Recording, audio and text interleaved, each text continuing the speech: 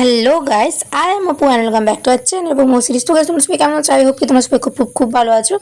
আমিও ভালো আছি, বাট আমার মনটা না একটু ভালো নেই। তার কারণ কি, বাড়িতে ছিলাম আমি একা, আর বোন গেছিলো টিউশনে, আর মা আর বাবা গেছে তারকেশ্বর। আমি তো তখন ব্লগ করতে পারিনি যখন মা বাড়ি থেকে বেরিয়ে যায়। তো যাই হোক, এখন বিকেলবেলা। তো আমি গেছিলাম একটু আমার বড় জেঠুদের বাড়ি, তো এখানে একটু ঘুরতে গেছিলাম, তো ঘুরে এলাম। আর মনটা একটু ভালো লাগছে না, বোন বাড়িতে থাকলে তাও একটু ভালো লাগতো, তো বোনও বাড়িতে নিতে আমার একটু ভালো লাগছে না। তাই ভাবলাম একটা ছোট্ট একটা ব্লগে তোমাদের সঙ্গে শেয়ার করি যে সত্যি কথা বলতে আর মা আর বোন বাড়িতে না থাকলে আমার একটু ভালো না। মা, বোন আর বাবা, এই তিনজন বাড়িতে না থাকলে না আমার খুব ফাঁকা ফাঁকা লাগে, খুব একা লাগে। আর শ্রাবণ মাস তো শেষ হতে চললো, কারা কারা তারকেশ্বর গেছো টুক করে একটা কমেন্ট করে দিও। বললাম তোমাদেরকে আগে সবটা। তো আমি তো বাড়িতে একা আছি, আমার একটুও ভালো লাগছে না। দেখো, এসে বসেছি, চাবিটাও খুলিনি, বাড়িতে একটু ভালো লাগছে না, খেতেও ইচ্ছে করছে না, কিচ্ছু ইচ্ছে করছে না। কি করব, মা বাড়িতে না থাকলে না সিরিয়াসলি জ্বর পড়েছে।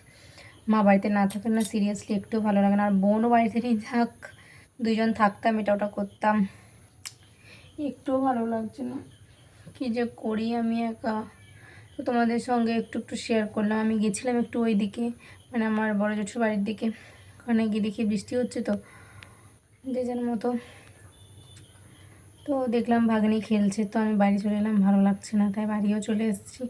বাড়ি এসেও কী করবো, ভালোই লাগছে না। বোনকে বললাম আজকে যাস না, বললো না গেলে সমস্যা, তাইও গেল।